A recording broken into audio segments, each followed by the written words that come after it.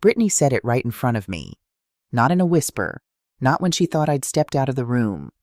She said it standing in the middle of my son's living room, holding a glass of white wine, wearing that bright smile she reserves for people she wants to impress. And she said it loud enough for everyone at that dinner table to hear.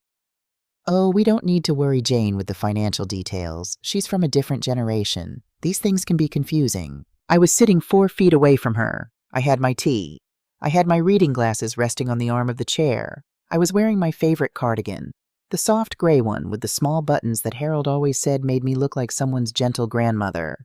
I let her finish. I took a slow sip of my tea, and I thought to myself, Brittany, I spent 35 years making financial decisions that kept 300 people employed. I've sat across from bank presidents and made them blink first. I know exactly what you're planning, and I have been waiting, very patiently, for you to show me just how far you're willing to go. I didn't say any of that out loud. I just smiled and asked if anyone wanted more cornbread. They spent 3 years looking past me. I used that time well. My name is Jane Washington. I am 68 years old. I was born in Birmingham, Alabama in 1956, the second of 4 children, in a household where money was discussed honestly and respected deeply, because we didn't have enough of it to take for granted. My mother cleaned houses for other families during the week. My father worked at the steel plant and sang in the church choir on Sundays. They were not wealthy people, but they were intentional people. And there is a difference that most folks never understand until it's too late. My mother used to sit at the kitchen table on Friday nights with her envelope system. 1 envelope for rent, 1 for groceries, 1 for church, 1 for what she called the quiet account. I asked her once what the quiet account was for. She looked at me with those steady brown eyes of hers and said, Baby, the quiet account is for the day when somebody tries to take something from you. You want to have something left over to fight back with. I was 9 years old. I never forgot it. I was the first person in my family to go to college. A full scholarship to Spelman College in Atlanta, 1974. I studied accounting because numbers made sense to me in a way that people sometimes didn't. Numbers don't lie to your face. Numbers don't smile at you in public and scheme against you in private. Numbers are honest if you know how to read them. I went on to get my MBA. I worked my way up through 3 different companies over 15 years, taking roles that challenged me, learning every corner of corporate finance, earning a reputation as someone who could walk into a failing budget situation and find the problem within 48 hours. In 1991, I became the Chief Financial Officer of Hargrove Real Estate Holdings, a regional development company with assets across 6 southeastern states. I was 40 years old. I was one of the very few Black women holding that title anywhere in the country at that time. I knew what it cost me to get there, and I knew what it meant to hold it. I retired at 63 after Harold got sick. Some things matter more than titles. Harold Washington was my husband for 41 years. He was a high school history teacher who made students cry, not from fear, but from the weight of truth. He taught them about people who had been overlooked, undercounted, and underestimated. And he taught them that history had a way of correcting itself, slowly and then all at once. Harold died of pancreatic cancer on a Tuesday morning in October 5 years ago. He held my hand, told me I was the smartest person he'd ever known, and asked me to make sure the grandchildren knew his name. I promised him I would. He left everything to me. Not because he didn't trust our children. He loved Derek and Renee with his whole heart. He left everything to me because he knew that I would think clearly when emotions ran hot. He knew that I would protect what needed protecting and release what needed to be let go. That was Harold. He always knew exactly who I was, even when I was wearing the gray cardigan and offering people cornbread. Here is what Brittany saw when she looked at me. She saw a 68-year-old woman who wore comfortable shoes and kept hard candy in her purse. She saw someone who moved a little slowly in the mornings and occasionally asked for help reading small print on restaurant menus. She saw a woman who talked about Harold in the past tense and teared up at church sometimes, and brought sweet potato pie to every family gathering without being asked. She saw a grandmother. She did not see the woman behind the grandmother. And that was entirely by design. When Harold passed, I made a deliberate decision. I had spent 35 years in rooms where people were performing their power every single day. Expensive suits, corner offices, firm handshakes, names dropped like calling cards. I was exhausted by all of it. I wanted the last chapter of my life to be lived quietly, for the people who actually mattered, without the performance. So I stopped performing. I drove my old Buick even though I could have bought something newer. I shopped at the same grocery store I'd been shopping at for 20 years. I wore clothes that were comfortable and clean and unremarkable. I let my hair go gray naturally, and it came in beautifully, I might add, a full silver that Dorothy says makes me look distinguished. I call it Tuesday. My house in Atlanta is modest from the outside. 3 bedrooms, a covered porch, a garden that Harold started, and I've kept going. What you wouldn't know from the street is that the back bedroom, the one Brittany assumed was full of old boxes and fabric remnants, is where I keep my office. Dual monitors, files organized by year going back 2 decades, a whiteboard, a locked file cabinet that Thomas Abernathy and I update every 6 months. Thomas has been my financial advisor and attorney for 25 years. He is 60 years old, meticulous beyond description, and completely unimpressed by people who try to use charm or pressure to get what they want. Harold called him the human firewall. Thomas found that very funny. He is the only person outside my family who knows the full picture of what I have and how it's structured. And then there is Dorothy Freeman, Dot, as I've called her since 1984. We met at a professional women's conference in Charlotte. She was a young attorney. I was a rising finance manager. We sat next to each other at a luncheon, disagreed about something within the first 10 minutes, and have been best friends ever since. Dot spent 22 years as a family court judge. She has seen, as she puts it, every flavor of human foolishness that money can produce.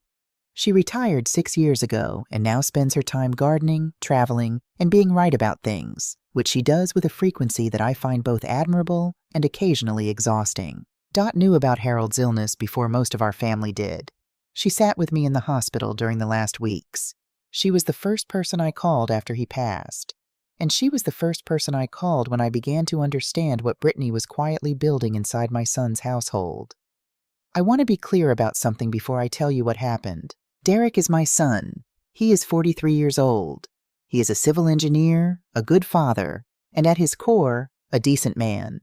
I did not raise a dishonest person. I raised a person who, somewhere along the way, became so devoted to keeping peace in his marriage that he forgot what it cost him, and the people around him, to maintain that peace at any price. I watched it happen slowly. That's the thing about gradual change. It's nearly invisible until the accumulation becomes undeniable. 7 years ago, when Derek married Brittany, I was genuinely happy for them. Brittany was sharp, organized, and clearly in love with my son. She had opinions, which I respected. She had plans, which I understood. I gave them $40,000 toward their wedding without being asked, because I wanted them to start their life together with joy rather than debt. Looking back, I think that gift established a dynamic that I didn't intend and should have recognized sooner. For the first 2 years of their marriage, I had a warm relationship with both of them. I helped with Caleb's childcare when he was born, not just financially but physically, showing up 2 days a week so Brittany could return to work without the full crushing weight of infant logistics. I was present. I was useful. I was, as far as I understood, welcomed. Then Zoe arrived and Brittany decided to stop working. Their income dropped. I helped more. Groceries during tight months, a medical bill here and there, a family vacation one summer when Derek mentioned they hadn't had one in 3 years. I never kept a ledger. I never made them feel the weight of it. It was family. That's what family does when it can. But something shifted. I first noticed it in the way Brittany spoke to me at family dinners. There was a new tone, not rude exactly, but subtly dismissive. The way she'd redirect a conversation when I was mid-sentence. The way she'd answer questions directed at me before I had a chance to respond. Little things, individually explainable, but collectively adding up to something unmistakable. Then came the rules. I had to call ahead at least 3 days before visiting. Showing up without notice, even with gifts, even at Caleb's explicit invitation, was inconsiderate of our schedule. I was not to give the children food that wasn't on their approved list. I was not to discuss certain topics, school, discipline, bedtime, because Brittany had a system and outside input confused the children. I followed the rules, not because I agreed with them, but because I understood that my access to Caleb and Zoe was now a conditional resource, and Brittany held the conditions. Renee saw it before I was ready to say it out loud. My daughter is 46 years old, and she has exactly 0 patience for pretense. She is a pediatric surgeon in Houston. Brilliant, direct, and constitutionally unable to watch something wrong happen without naming it. Her son Jordan is 10. She calls me every Sunday without fail. About 2 years ago, Renee said to me on one of those calls, "Mama, Brittany is isolating Derek. I don't know if he sees it, but she's cutting him off from everyone who knew him before her. Calvin can't get a call returned. You're working around a schedule she designed, and Derek just goes along with all of it." I told her I was watching, that I hadn't drawn any conclusions yet. She said, "You're always watching, Mama. At some point, watching becomes a choice too." She wasn't wrong. But I also knew something Renee didn't yet. The watching had a purpose, because I had already started to hear things, small things, fragments of conversations, that told me the situation was moving towards something specific, something financial. Let me tell you about 3 moments that I carry with me, not because they were the worst things that happened, but because they were the clearest. Sometimes clarity arrives in small packages. The first moment happened at a Sunday dinner about 18 months ago. Brittany had invited her sister and brother-in-law over, along with 2 couples from their neighborhood. It was a lively evening. Good food, good conversation, the kind of gathering that looks like family harmony from the outside. At some point, Brittany's brother-in-law asked about real estate investments, whether now was a good time to buy rental property given the rate environment. It was a reasonable question, and it happened to be a question I had spent a significant portion of my professional life thinking about. I opened my mouth to answer. Brittany laughed lightly and said, "Oh, we'll have to ask someone who keeps up with those things. Jane, you want some more sweet tea, hun?" The conversation moved on. I sat with my glass of sweet tea and I thought, she did not ask me to be quiet. She simply made it so that my voice did not exist in that room. There is a particular kind of erasure that does not announce itself. It simply redirects traffic until you are standing on a road that leads nowhere. I smiled. I said yes to the sweet tea. I made a note when I got home. The second moment happened 6 months later in Derek's kitchen while I was visiting on a scheduled and pre-approved Tuesday afternoon. Brittany didn't know I had arrived early. Caleb had called my cell phone from his little tablet, which he was technically not supposed to do, and asked if I could come see his science project before it was due. I came. I should have knocked louder. I heard Brittany's voice from the kitchen before I reached the doorway. She was on the phone. The words I caught were these: "Before she's not capable of making those decisions anymore. We just need to move before that window closes, okay? Derek is going to handle it." She heard me come in a moment later and the call ended immediately. She greeted me with her usual warmth. "Jane, what a nice surprise," and nothing in her face acknowledged what I had just heard. I played with Caleb and his science project for 2 hours. I ate a snack. I said goodbye. In my car in the driveway, I sat for a full 5 minutes before starting the engine. Then I drove home, walked into my office, sat down at my desk, and opened a new folder on my desktop. I labeled it with a date. I began to document. The third moment was the one that told me everything I needed to know about my son. 3 months before Caleb's birthday party, Derek came to my house alone. He seemed uncomfortable from the moment he walked in, unable to quite meet my eyes, shifting his weight the way he used to do as a teenager when he had something difficult to say. He asked about the trust funds. He said it was just curiosity. He wanted to understand the structure, how the accounts were set up, who had access, what the conditions were for early withdrawal. He framed it casually, as a father wanting to be informed about his children's financial future. I answered him honestly and simply. The accounts were structured as discretionary trusts. I was the sole trustee.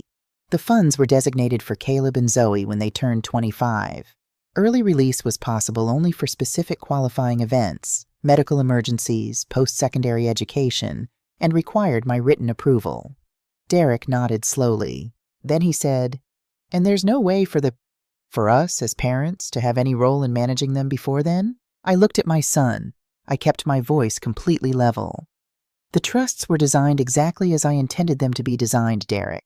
Is there something specific you're concerned about?" He said no. He said he was just asking. He stayed for dinner, was quieter than usual, and left before 8 o'clock. I called Thomas Abernathy the next morning, not to freeze anything yet, just to tell him, "Thomas, I need you to make sure all 3 accounts are fully current and that the protective language is as tight as it can possibly be. Something is coming and I want to be prepared." Thomas didn't ask me to explain further. 25 years of working together means that when I call with that particular tone in my voice, he simply says, "I'll have everything reviewed and updated by end of week." That was 3 months before Caleb's birthday party. That was 3 months before Brittany looked me in the eye in that kitchen and told me, calmly and with complete confidence, that the trust funds belonged to them now. She thought she was telling me something I couldn't stop. She didn't know I'd been preparing for this conversation for 18 months. And she had absolutely no idea who she was talking to. There is a photograph on my office wall that most people never see. It was taken in October of 1991, the day I was officially named CFO of Hargrove Real Estate Holdings. I am standing at the head of a conference table in a room full of men in expensive suits. I am 40 years old. I am wearing a burgundy blazer that I saved 2 months to buy. And I am smiling the way you smile when you have worked 15 years for a moment and you refuse to let anyone see how much it cost you to get there. Harold took that photograph. He drove 4 hours from Atlanta to Charlotte to be in the building that day. He sat in the lobby the entire time because he wasn't allowed in the boardroom. When I came out, he stood up, looked at me, and said, "There she is." Just that. There she is. I have never taken that photograph down. I tell you about it because I want you to understand something before I explain what happened next. I am not a woman who stumbled into financial security. I did not inherit a fortune or marry into one. Harold was a high school teacher. We were comfortable because we were disciplined, because we saved aggressively, invested consistently, and never once confused what we wanted right now with what we were building for later. By the time I retired at 63, Harold and I had accumulated a portfolio that reflected 40 years of careful, deliberate decisions. Real estate holdings, 3 properties I still own and manage through a property management company. Investment accounts diversified across asset classes, retirement funds, and the trust accounts. 3 of them, 1 for each grandchild, each funded at $300,000, structured to grow and compound until the beneficiaries reached 25 years of age. Caleb's trust, Zoe's trust, Jordan's trust, Renee's son, $900,000 in total, sitting in 3 protected accounts, watched over by Thomas Abernathy, untouchable without my written authorization and physical signature in his presence. That was the architecture. Now let me tell you about the architect. After Harold passed, I spent a year being what I needed to be: a grieving widow, a present grandmother, a steady mother to 2 adult children who were also losing their father and needed me to hold the shape of the family while they processed their own grief. I gave myself that year fully. I did not rush back to anything. But in the second year, I began to pay closer attention to the patterns around me. Specifically, I began to pay attention to Brittany. I want to be fair here. I did not begin watching Brittany because I disliked her. I began watching her because I am a woman who spent 35 years reading financial statements, and a financial statement will tell you the truth about an organization if you know where to look. People are not so different. If you know where to look, what someone consistently moves toward, what they quietly eliminate, how they respond when an obstacle appears, you begin to understand their actual priorities, regardless of what they say those priorities are. What I observed about Brittany over 24 months was this. She was building a structure. Systematically and patiently, she was rearranging the relationships inside Derek's life so that every significant decision eventually flowed through her. She managed access to Derek, to the children, to family events. She managed information. What Derek heard about his brother Calvin's calls, what he was told about my visits, how conversations were framed and reframed until the version she preferred became the version he believed. She managed resources, the household finances, the social calendar, the narrative they presented publicly on social media. She was not doing this clumsily. She was doing it with real skill. I recognized it because I had sat across from people in boardrooms who operated the same way. They didn't take things directly. They repositioned until the thing they wanted was simply, somehow, naturally, theirs. The trust funds were always the destination. I understood that by the time Derek came to ask his casual questions 3 months before the birthday party. What I didn't yet know was the specific plan, the house. That came later, from Calvin. Dorothy Freeman has been my best friend for 40 years, and I want you to know who she is, because she matters to this story in ways that go beyond what she did practically. She matters because of what she represents. The kind of friendship that tells you the truth, when truth is the last thing you feel ready to hear. Dot grew up in Memphis. She put herself through law school working nights at a hotel front desk and weekends at her aunt's catering business. She spent 22 years as a family court judge, which means she has seen, without exaggeration, the absolute worst that families are capable of doing to one another when money, inheritance, and resentment share a room. She retired 6 years ago. She now grows tomatoes, travels to new countries twice a year, and calls me every Wednesday morning at 9 o'clock without fail. She was the first person I told when Harold's diagnosis came through. She was the one who flew to Atlanta and sat in my kitchen for 3 days after the funeral, not to talk, just to be present. She is the most honest person I have ever known, and her honesty has never once felt like cruelty, because it always comes wrapped in the specific kind of love that isn't afraid of the hard thing. About 16 months before Caleb's birthday party, I met Dot for coffee and told her what I'd been observing. All of it. The pattern of access control, the redirected conversations, the quiet financial questions from Derek, the phone call I'd partially overheard in the kitchen. Dot listened without interrupting. That itself told me she understood the seriousness, because Dot Freeman has opinions and she shares them readily. When she is quiet, she is thinking. Finally, she said, "Jane, you know what you're describing." I said, "I know." She said, "What do you need from me?"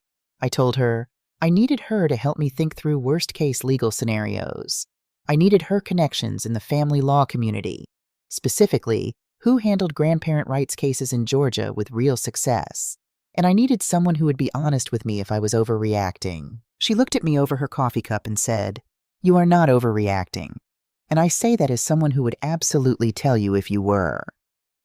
That was the beginning of our preparation. At my next meeting with Thomas Abernathy, the regular monthly meeting that Brittany didn't know occurred, I asked him to walk me through every legal vulnerability in the trust structures. Thomas pulled out the documents, and we spent 2 hours going through them with a level of attention that I suspect he usually reserves for clients facing active litigation. He was thorough. He identified every theoretical point of challenge and explained exactly how each one was already protected by the language he had drafted.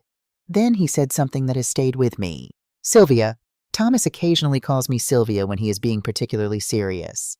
"The most important protection in these documents is not any specific clause. It's the combination of you as sole trustee with full discretionary authority and the requirement for your in-person signature for any modification.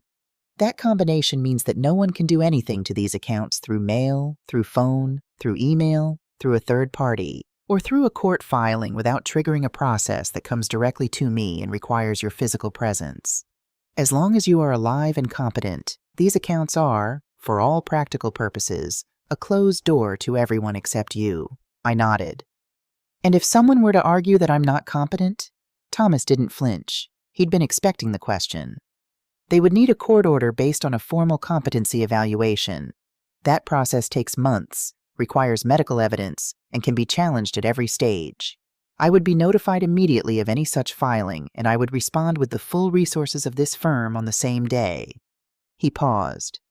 "But Jane, is there any basis for such an argument? Is there anything—" "No," I said, "there is not. I am asking because I want to understand what they might attempt." Thomas nodded slowly. "Then I want you to know, I have been doing this for 30 years, and I can tell you that the scenario you're preparing for is one I have seen before, and the people who attempt it almost always underestimate the legal complexity. They think they're walking through an unlocked door. They don't realize the door is made of steel." I thanked him, shook his hand, and went home to my office. I opened my laptop. I opened the folder I had labeled with a date 16 months earlier, and I kept adding to it. The birthday party for Caleb's 7th year was on a Saturday in September. I was told, by text message, not by phone call, that I was welcome to come for the cake portion of the celebration. 3 o'clock, not before. I noted the guest list when I arrived. It consisted entirely of Brittany's family, Brittany's friends, and a handful of Caleb's school classmates. Calvin was not there. Derek's own brother, who lived 40 minutes away and had taken Caleb to his first baseball game. He had not been invited. Dot had not been invited, though Caleb called her Grandma Dot and asked for her banana pudding by name at every gathering. Renee was in Houston. I had not told her the details of what I was expecting. I didn't want her to fly in and escalate something before I understood the full shape of it. I arrived at 3 o'clock with a wrapped gift, a robotics building kit that Caleb had mentioned specifically and repeatedly for the past 2 months. I brought it because my grandson asked for it. Not to impress anyone, not to make a statement. Because a 7-year-old told his grandmother what he wanted for his birthday, and his grandmother listened. Brittany opened the door with her company smile, the bright, effortful one that doesn't reach the upper half of her face. "Right on time, Jane," she said, in the tone people use when they consider punctuality the minimum acceptable behavior rather than a courtesy. Caleb found me within 60 seconds of my arrival. He came running from the backyard with grass on his shoes and threw his arms around my waist. "Grandma Jane, you came! Did you bring the robot kit?" "It's on the table," I told him. "Happy birthday, my sweet boy." He dragged me towards the gift table with the full-body enthusiasm that only 7-year-olds possess, and for a few minutes, standing next to my grandson and watching his face as he tore into the wrapping paper, I forgot about everything else. His joy was completely genuine, a child experiencing exactly the gift he'd hoped for, surrounded by the uncomplicated happiness of a birthday. "It's the one with the lights, Grandma Jane. It's the exact one." "I know," I said, "because I listen when you talk." I held on to that moment. I knew what was coming next. 40 minutes after I arrived, Brittany touched my elbow and guided me toward the kitchen with the practiced smoothness of someone who has rehearsed the gesture. The party noise faded behind us. The kitchen was empty. She closed the door. Her smile was gone. "Jane, I want to be straightforward with you because I think you deserve that." Her arms crossed over her chest. Her voice was controlled. She'd prepared this, I could tell. "Derek and I have made some decisions about the direction of our family, and part of that involves the financial structure that currently exists around the children's accounts." I stood quietly. I kept my hands relaxed at my sides. "Those trust funds," she continued, "were set up without our input. Caleb and Zoe are our children. We are their parents. It is not appropriate for you to be the sole decision-maker over accounts that belong to them, over money that will affect their lives. We've consulted with someone, and there is a clear legal path to restructuring the trustee arrangement. Derek is going to contact Thomas Abernathy on Monday to begin that process." She paused, waiting for me to react. I did not react. She pushed further. "I want you to understand that we're not doing this to be difficult. We're doing this because it's the right thing for our family. And I want you to consider cooperating voluntarily, because it will be much simpler for everyone, including your relationship with Caleb and Zoe, if this is handled without conflict." There it was. Not subtle. Not even trying to be subtle anymore. Cooperate, or lose access to your grandchildren. The threat was clean and direct, dressed up in the language of reason. I looked at her for a long moment. Then I said, "I appreciate you being straightforward, Brittany." Her shoulders relaxed slightly. She'd expected more resistance. The absence of it read to her as compliance. "I think we all just want what's best for the children," she added, her tone warming just enough to signal that she believed she had won. "Of course," I said. I turned and walked back to the party. I found Caleb, kissed the top of his head, told him I loved him, and that his robot was going to be magnificent. I found Derek in the corner of the living room. He was looking at the floor when I walked up. He did not meet my eyes. I stood next to my son for 10 seconds. He said nothing. I said nothing either. Then I walked to the front door, collected my purse and jacket, and left. In my car, I sat for exactly 2 minutes, not from indecision. I had made my decision before I walked out that door. I sat because I wanted to be certain my hands were steady. They were. I found Thomas Abernathy's name in my phone. He picked up on the 3rd ring. "Thomas," I said, "I need you to freeze all 3 trust accounts immediately. Full lockdown. No withdrawals, no transfers, no trustee modification requests processed under any circumstances without my signature in your office. File the paperwork first thing Monday." A brief silence. Then, "Consider it done. I'll have the bank notified before close of business Monday and the protective filings submitted same day. Jane, are you all right?" "I'm fine," I said. "I've been ready for this." I started the car and drove home. That evening, I called Renee. She answered on the first ring, the way she does when she already suspects something. I told her everything. She listened without interrupting, which tells you how serious she understood it to be, because Renee Washington does not stay quiet for long when she is hearing something that makes her blood pressure rise. When I finished, there was a pause. Then she said, "Mama, what do you need me to do?" I told her, "Right now, nothing. Just know and trust me." "I trust you," she said without hesitation. I've always trusted you. That night, after I spoke with Renee, I went into my office and opened the bottom drawer of my file cabinet, the one that requires a key. I took out a folder, not a thin one. Over the course of 18 months, I had been thorough. There were printed email records, including 3 emails Derek had sent to a real estate attorney, forwarded to me by Calvin, who had been copied accidentally on one and had understood immediately what he was looking at. There were dated notes from every conversation that had raised concern. There were records of the partial phone call I'd overheard, written down verbatim within 10 minutes of getting to my car. There were screenshots of Brittany's social media posts, the ones that, taken together, painted a picture of a woman obsessively focused on upgrading her visible lifestyle well beyond her household's actual income. And there was something else. A letter, handwritten, sealed in an envelope, addressed to Caleb Washington and marked, "Do not open until given to you by Thomas Abernathy." I had written that letter 4 months earlier, on a quiet Sunday afternoon, when the house was still and the garden was full of the late-season light that Harold always loved. I wrote it for Caleb to read when he was old enough to understand, not to explain the conflict, not to assign blame, but to tell him who his great-grandfather Harold was, and what it means to build something carefully, and why the money in his trust was never really about money. It was about the quiet account, the one you keep for the day when somebody tries to take something from you. I placed the letter back in the drawer. I placed the folder on my desk. I sat down in Harold's old chair. I moved it to my office years ago, and I looked at the photograph on the wall.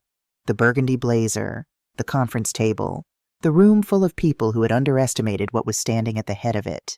"There she is," Harold had said. I took a breath. There she is. 4 days after the birthday party, my phone rang at 7 in the morning.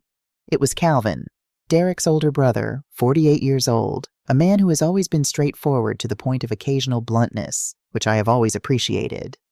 "Aunt Jane," he said. He has called me that since he was a teenager, even though I'm his mother-in-law's age, not his aunt. "I need to tell you something, and I need you to know I'm telling you because I love my brother and I love those kids." "Tell me," I said. "Derek called me last week and asked if I knew anything about your accounts. Not just the trusts, your personal accounts. He asked if I knew which bank you used, whether you had a financial advisor, whether you'd ever mentioned updating your will." I was quiet for a moment. He didn't sound like himself, Aunt Jane. He sounded like he was reading from a list. After we hung up, I sat with that information for a long time, because there is a difference between a wife who manipulates and a husband who follows, and a husband who begins to actively investigate. Derek had not merely gone along with Brittany's plan. He had become a participant in it. That was the moment I understood. This was not a situation I could resolve through a family conversation or an appeal to my son's better instincts. This required the full architecture of everything I had prepared. I called Thomas. "Move the timeline up," I said. "I want everything in place by end of this week." "Already done," Thomas said. The accounts were frozen as of Monday morning. "But Jane, there's something you should know. Someone called the bank yesterday. A woman.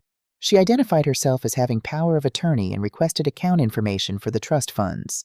The bank followed protocol and refused, then flagged it and called me." I closed my eyes briefly. Brittany.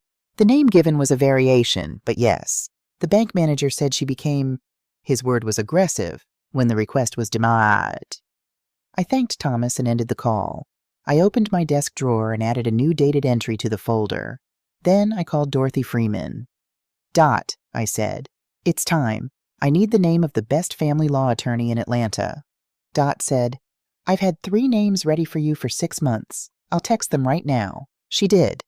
Within 30 seconds, 3 names arrived on my phone. I looked at them carefully. Then I picked up the phone and made an appointment. The meeting was scheduled for a Thursday morning, 3 weeks away. I chose what to wear 4 days in advance. I want to tell you about the 3 weeks between the birthday party and the Thursday morning meeting, because those 3 weeks are the part of this story that nobody saw. Not Brittany, not Derek, not even Renee, not fully. While Brittany was planning her next move, I was making mine. And the difference between our 2 sets of preparations was the difference between someone who believes they are the smartest person in a room they have never actually studied, and someone who has spent 18 months learning every corner of that room in the dark. The Monday after the birthday party, Thomas filed the protective documentation with the bank. All 3 trust accounts, Caleb's, Zoe's, Jordan's, were locked with a secondary security layer that required my physical presence, government-issued identification, and witnessed signature before any transaction, modification, or trustee inquiry could be processed. The bank's fraud department was notified of the attempted false power of attorney claim. That notification created a formal record, Thomas said with his particular brand of quiet satisfaction. If anyone attempts to contact this bank regarding these accounts again without your authorization, they will be speaking directly with our legal department, not a branch manager. That was Monday. On Wednesday, I met with Patricia Okafor. I had chosen her from Dot's list of 3 names. Patricia was 55 years old, a partner at a mid-size Atlanta firm specializing in estate litigation and family law. Dot had clerked with her years ago and described her as the kind of attorney who does not raise her voice because she has never needed to. Patricia and I spent 2 hours together. I brought the folder. All of it. 18 months of documentation, organized chronologically and by category. She read through it without speaking, making occasional small notes on a yellow legal pad.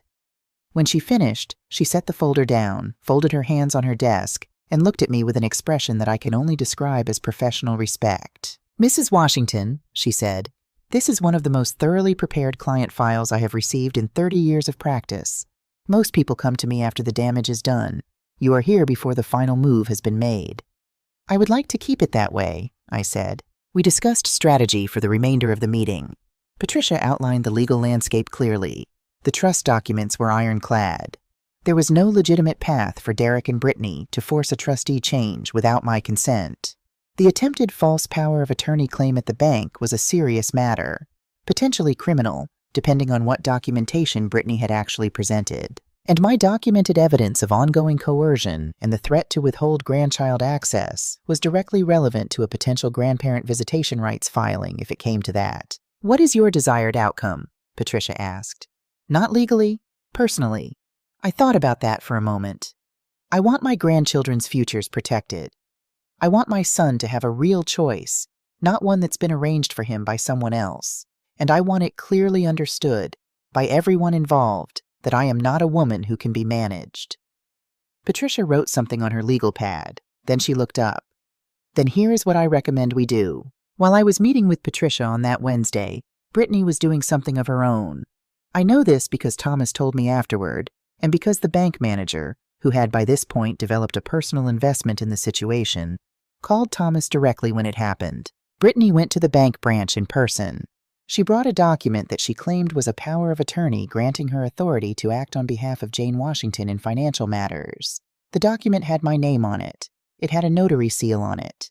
I had never signed such a document. I had never met the notary whose seal appeared on it. The bank manager, following the fraud alert protocol Thomas had established, politely declined to process any request and asked Brittany to leave her contact information for follow-up. Brittany refused to leave contact information. She became, according to the manager's written account, visibly agitated and made several statements suggesting that the account holder was not fully capable of managing her own affairs. She left without getting what she came for. Thomas called me that evening. He read me the bank manager's written account word for word. When he finished, I said, "Thomas, I need you to preserve every piece of that documentation. The manager's account, the security footage request, everything." "Already in process," he said. "And Thomas, I'd like you to schedule a meeting, a formal one at your office. Invite Derek and Brittany. Tell them you're prepared to discuss the trustee modification request in a structured legal setting. Give them a week's notice." A pause. "And what will actually happen at that meeting?" "Justice," I said. "The quiet kind. I need to tell you what was happening on their side of these 3 weeks, because the contrast matters." After the birthday party, Brittany told Derek that his conversation with me had gone, in her words, better than expected. She told him I had seemed receptive. She told him that the path forward was clear, and that by the time they sat down with Thomas Abernathy, the transfer of trustee authority would be a formality. Derek, from what Calvin later told me, did not ask many questions. He was focused, intensely, desperately focused, on the house. The property they had identified was in a gated neighborhood with excellent schools and the kind of address that Brittany had wanted for years. They had made an offer. The offer had been accepted contingent on financing. The down payment they needed was $180,000. They did not have $180,000, but they believed They had convinced themselves entirely that they were about to. Brittany posted on social media during those 3 weeks. I did not follow her accounts, but Renee did. And Renee read me the posts over the phone with a tone in her voice that moved between fury and disbelief. There were hints about exciting changes, photographs of the neighborhood taken through a car window, a post about building the life your children deserve. 847 likes on one of them. Comments from friends saying, "So excited for you," and "You deserve this." The morning Thomas's meeting invitation arrived in Derek's email, Brittany called her sister to say that things were moving forward. Calvin, who happened to be having lunch with Derek's colleague that same day, heard secondhand that Derek seemed lighter than he'd been in months.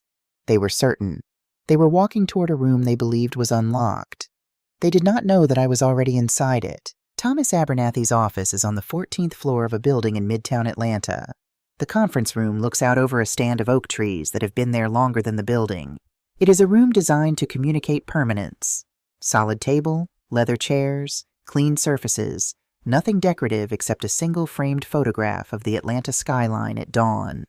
I arrived 30 minutes early.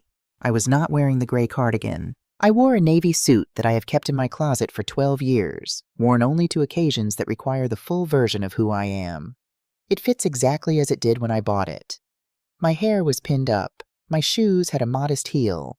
I carried a leather portfolio that Harold gave me on my last day at Hargrove, engraved with my initials and the date. Patricia Okafor arrived at the same time by prior arrangement. She set her own portfolio on the table, substantial, organized, the physical weight of preparation. Thomas greeted us both and offered coffee. We accepted. We sat. The three of us were quiet for a moment in the particular way of people who are prepared and do not need to fill silence with nervous conversation. At 10 o'clock exactly, the conference room door opened. Derek came in first. He was wearing a jacket over an open-collared shirt. He had dressed up, but not completely. His face was composed in the specific way of someone who is working to appear confident and not quite succeeding. Behind him, Brittany. She wore a tailored blazer. Her hair was perfect. She carried a leather folder of her own and was accompanied by a man in his late 30s whom she introduced as our family attorney. I noted the attorney. I had expected him. Patricia had prepared accordingly. They sat down across the table. Brittany's eyes moved to Patricia, a flicker of recalibration, then to Thomas, then to the portfolio in front of me, then finally to me. I watched the moment she registered what she was actually looking at. Not the grandmother from the corner chair. Not the woman in the gray cardigan who accepted sweet tea graciously and asked no difficult questions. Not the woman whose silence in that kitchen she had mistaken for surrender. The woman in the navy suit. The woman with the leather portfolio engraved with initials. The woman who had arrived 30 minutes early and was sitting at the head of her own situation with complete stillness. Brittany's expression did not collapse. She was too controlled for that.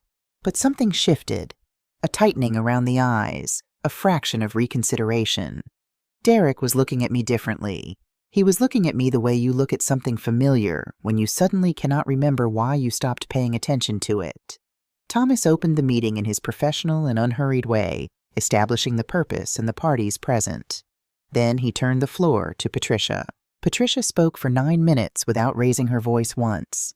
She outlined the trust structures and their legal protections. She outlined the basis on which any trustee modification request would be evaluated, and the basis on which the current request had been denied. She outlined the documented attempts to access the accounts through unauthorized means, including the specific incident at the bank branch, including the document bearing my name that I had never signed. She set a copy of the bank manager's written account in the center of the table. Brittany's attorney leaned forward to read it. His expression did not change, but his pen stopped moving. Patricia then set down a second document, Thomas's log of every phone call and contact attempt made to his office by Derek and Brittany over the preceding 6 weeks. Then a third document, dated notes from my own records, compiled over 18 months. "Mrs. Washington has been thorough," Patricia said, which was perhaps the most understated sentence spoken in that room that morning. Brittany's attorney said something quietly to Brittany. Brittany's jaw tightened. Then I opened my portfolio. I took out a single sheet of paper and placed it on the table in front of me. I folded my hands. I looked across at my son and his wife. Derek's eyes were fixed on me. He had not looked at Brittany in the last 4 minutes. I said, I have been in this room, or rooms like it, for 35 years.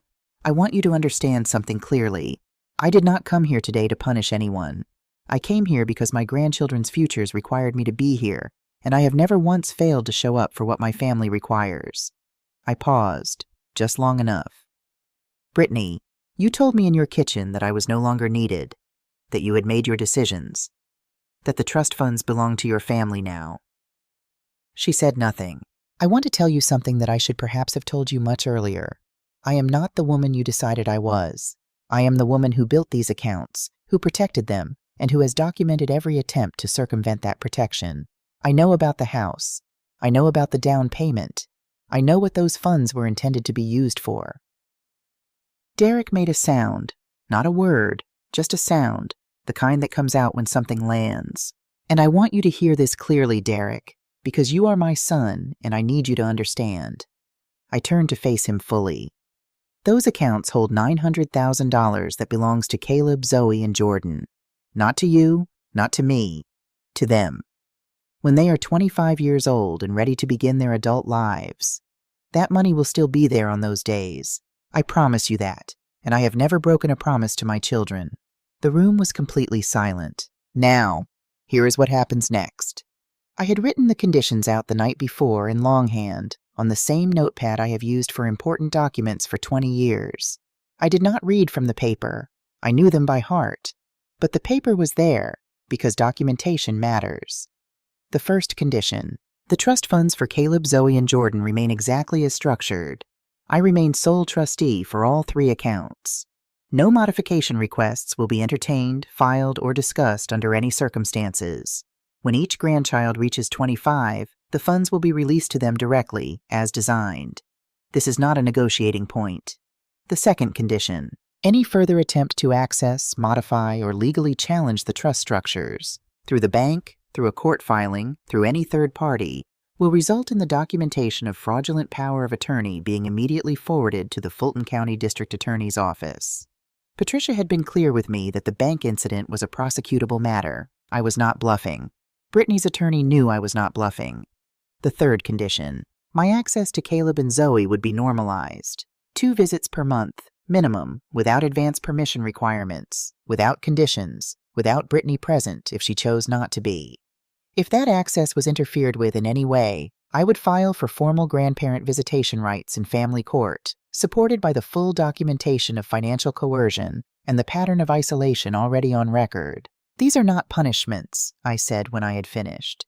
They are simply the structure that now exists.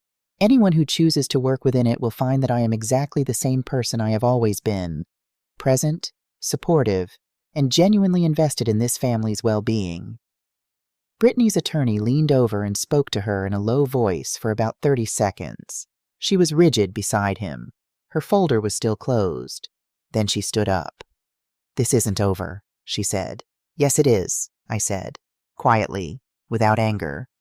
"It was over before you walked in." She walked out. Her attorney followed, pausing only to exchange a look with Patricia that communicated clearly that he would be advising his client in a different direction going forward. Derek did not move. He sat across from me in the sudden quiet of that room, and he looked like a man who had just been handed a mirror he'd been avoiding for a very long time. Thomas and Patricia gave us the room. Derek and I sat across from each other in the conference room overlooking the oak trees. The city moved quietly 14 floors below us. He didn't speak for a long time. I let the silence stand. I have learned over 68 years that the most important things people have to say usually come out in the spaces between words, if you give those spaces enough room. Finally, he said, "How long have you known?" 18 months, I said. Give or take. He closed his eyes briefly. "And you didn't say anything?" "I waited until I understood the full picture. And until you had made your own choices clearly enough that neither of us could pretend otherwise." He looked at the table. "Mom, the kitchen, at Caleb's party, when I walked in and didn't—" "I know," I said. "I should have—" "Derek," I kept my voice even. "I am not going to tell you what you should have done. You already know." He was quiet again. Then, and I watched it happen, the slow fracturing of something he'd been holding rigid for a long time. His shoulders dropped. Not in defeat, in exhaustion. the kind that comes when you stop carrying something that was never yours to carry. She told me you were trying to control us, he said. She said the money was always about power, that you'd never let us be independent. And did that match what you knew of me? I asked. From before? He didn't answer. He didn't need to. I gave you and Brittany over $100,000 across 7 years, Derek. Never asked for a cent back. Never held it over you. Never attached conditions. Does that sound like someone who uses money to control people? No, he said, very quietly. The trust funds are not about control. They are about those children having something real waiting for them when they are adults. Because your father and I built something real, and we wanted to pass that forward. That is all it has ever been. Derek looked up at me, and for the first time in years, maybe the first time since before Harold got sick, since before the slow drift that Brittany had engineered so skillfully, I saw my son's face without the particular tension that had become so habitual I'd almost stopped seeing it. Mom, he said, I think I need help. I know, I said. And I am right here. I reached across the table and put my hand over his. We stayed like that for a while in the quiet room, above the oak trees. The months that followed were not simple. I want to be honest about that, because this is a true story, and true stories do not resolve cleanly the way we sometimes wish they would. Derek and Brittany separated 8 weeks after the meeting. It was Derek who initiated it. He told me later that the meeting had been a kind of breaking point, not because of the legal proceedings, but because sitting in that room and seeing me clearly, and seeing himself clearly in contrast, had made it impossible to continue pretending that he didn't know what he knew. Brittany contested many things. She was angry, and some of her anger was the genuine grief of a marriage ending, which I respected even while I did not soften the conditions I had set. Her attorney, to his credit, advised her consistently and correctly that the legal position she was fighting from was not strong. The divorce took 7 months. Joint custody of Caleb and Zoe was established. Derek with the majority of time initially, as he had more stable housing.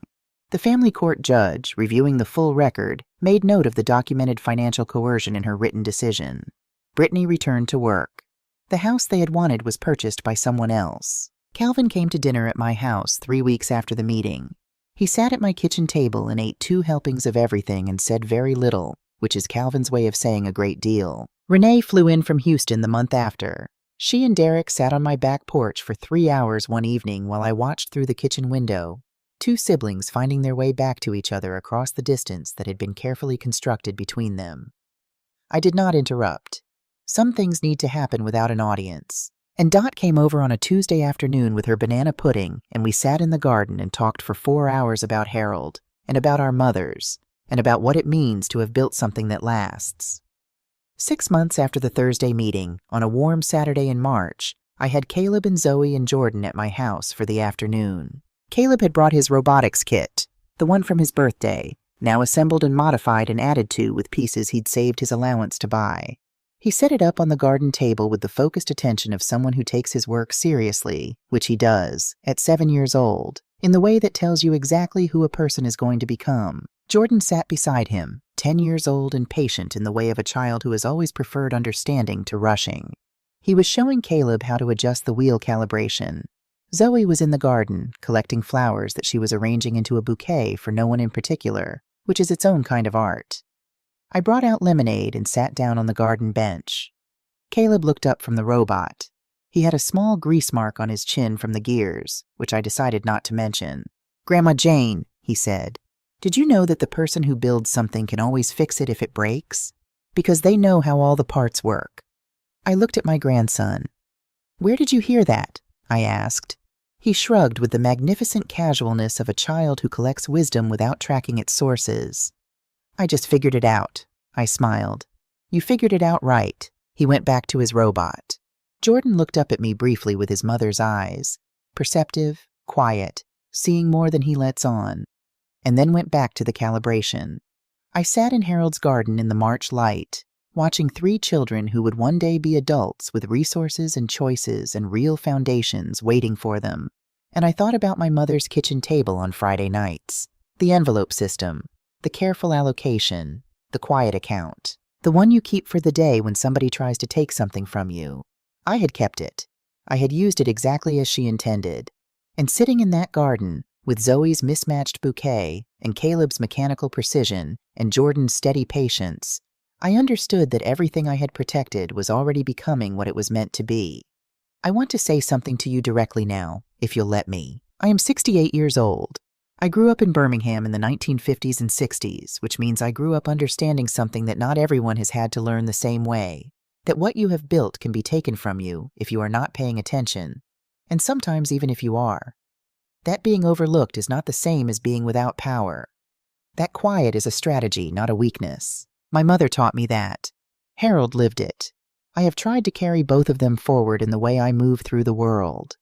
When Brittany looked at me in that kitchen and saw a woman she could manage, I was not offended. I was clarified. Because in that moment she told me everything I needed to know about how this situation would unfold, and I had already prepared for it. The trust funds will be there when Caleb is 25. They will be there when Zoe is 25. They will be there when Jordan is 25. Not because I am rigid or controlling, but because a promise made to the future deserves to be kept, and I am a woman who keeps her promises. To every woman watching this who has ever been spoken over, managed, underestimated, or quietly moved to the corner of a room that she helped build, I want you to hear this. Being overlooked is information. Use it. Prepare in the silence they give you. Document what matters. Trust the people who have shown you, over decades and not just days, that they deserve your trust. And when the moment comes, and it will come, walk into that room in your navy suit and let them see, clearly and without drama, exactly who they have been underestimating. I am 68 years old. I have worked for everything I have. I have loved my family imperfectly and genuinely, and with full commitment. And I sat in a corner for 3 years while someone built a plan around my silence. They spent years looking past me. I used that time well.